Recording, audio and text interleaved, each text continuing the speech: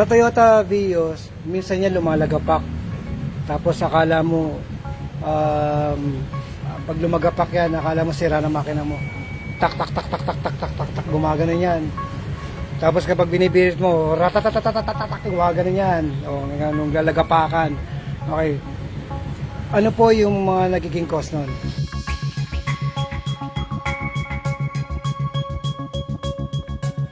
Isa po sa mga nagiging cause nyo na overdue, yung pagpapalit ng langis kagaya nito. Na overdue. Yan po isa nagiging cause niyan. Kasi po, ito po ang isa sa pinakadelikadong oil sludge, yung nagiging buhangin.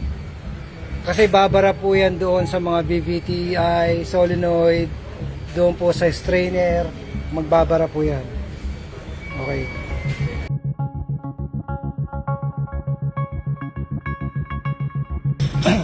Ito po yung kanyang engine oil filter. Yan. Kung mapapansin niyo po yan, ang daming buhangin. Ayan. Oh. Ang dami mga solid particles. Yan. Yan, parang buhangin sa loob. Ibig sabihin po, lumulusot na rin po yan, dyan yung mga dumi sa filter. Ayan. Kaya mabuhangin. Diba? Yan. Anong cause niyan? Cause po yan ng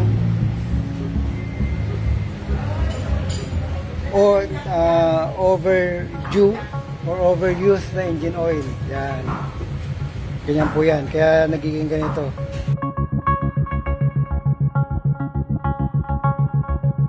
Magkakaroon po yan ng moisture. Diba, hindi nyo ginagamit. Magkakaroon po yan ng tubig sa loob, magtutubig po yan. Tapos pag ginamit nyo, sumabay, tumalo dun sa langis ang tubig, yan, dyan na mag-oil sludge yan. Magkakaroon na po yan ng chemical reaction.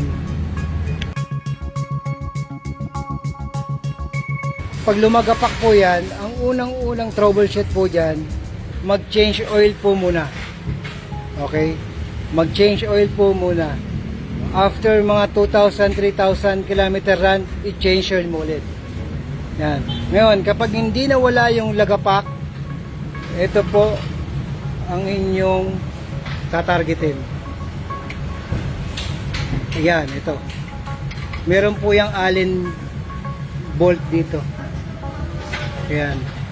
Tanggalin niyo po yan. Meron po yung strainer na maliit sa loob.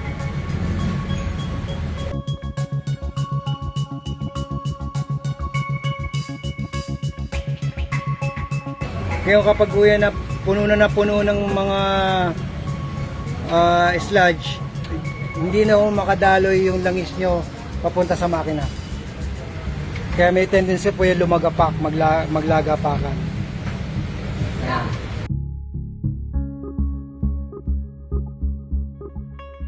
Ito naman. Pag gumamit ba ng engine oil flushing, mawawala ba yan? Hindi. Kasi alam niyo bakit mga paps, na-concentrate lang po yung mga butas niyan dito sa mga moving parts. Kaya kung maglagay ka ng mga engine oil flushing tulad niyan, hindi naman po yung naaabutin. Yan, matatalsikan lang po yun at may imbak lang, lalo mag-sludge.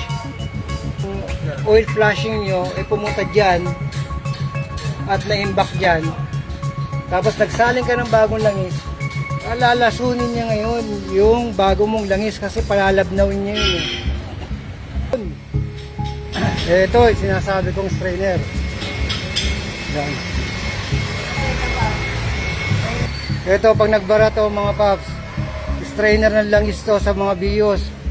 Kakalampag yung makina nyo, tapos pag dinala nyo kay Mang Kanor, overhaul. Ito muna, basic. Ito lang naman gagawin mo dyan. Papuputiin mo lang naman yan eh. Kailangan tagusan yan. Kailangan gagawin nyo dyan. Simple lang. Wala pa naman itong mga 5 minuto linisin. Ayan lang eh.